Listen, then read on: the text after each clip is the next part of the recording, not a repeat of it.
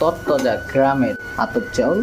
তো এই পিঠা খাইতে যে কত সুস্বাদু হবে, আপনারা যে খাবেন আর যে না খাবেন কতটা যে মিস করবেন। আমার বউয়ের হাতের রান্না এই যে দেখতে পাচ্ছেন, তো সে ভাজতেছে চিনি ছাড়া, ন্যাচারাল সুগার ছাড়া একদম।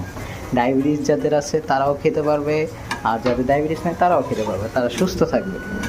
তো এই যে দেখতে পাচ্ছেন কত সুন্দর করে উল্টাচ্ছে, একদম লাল লাল হয়ে যাচ্ছে। ও মা, আমাকে খুরসুন দিয়ে দেখতে পাচ্ছেন কিভাবে ভয় দেখাচ্ছে।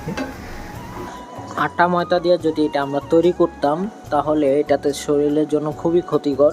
তো এই আটা ময়দায় থাকে গ্লুটেন, তো এটা মানুষের বাত ব্যথা, শরীর ব্যথা, কোষ্ঠকাঠিন্য জন্য খুব ক্ষতিকর হয়ে দাঁড়ায়। তো এই জন্যই আমরা এটা চাউলের গুঁড়ি দিয়েই তৈরি করার চেষ্টা করেছি।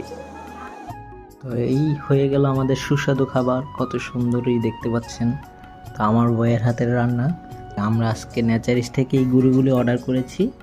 তো আমরা এরকম মজাদার নাস্তা বিকালবেলা খাইতে পারি। এই যে দেখতেই পাচ্ছেন কত সুন্দর। তো এই যে দেখতে পাচ্ছেন কি সুন্দর আমার বউয়ের হাতের রান্না, কত সুন্দর হয়ে গেছে। তো এই যে বিকালের নাস্তা হিসেবে আপনারা এরকমই খাইতে পারেন। তো এটা আমাদের নেচারিস থেকে আমরা অর্ডার করছি এই গুঁড়িটা। নেচারিসের গুঁড়িগুলি খুবই ভালো হয়, তো ওরা দেশি চাউলের গুঁড়িটা দেয়। তো আমরা এখন এই যে খাবো মজা বিকালের আমার বউয়ের হাতের রান্না। তো আপনারা মিস করবেন, কত সুন্দর দেখতেই পাচ্ছেন। আহ,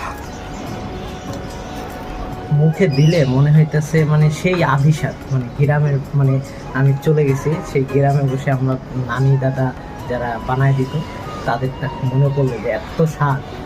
তো খাইয়ে নেন, কথা বলতে পারতেছি না, মজার ছিল। তো আমি খেয়ে তারপর আপনাদের জানাচ্ছি। তো আপনার খেতে হলে অবশ্যই নেতাই অর্ডার করতে পারেন।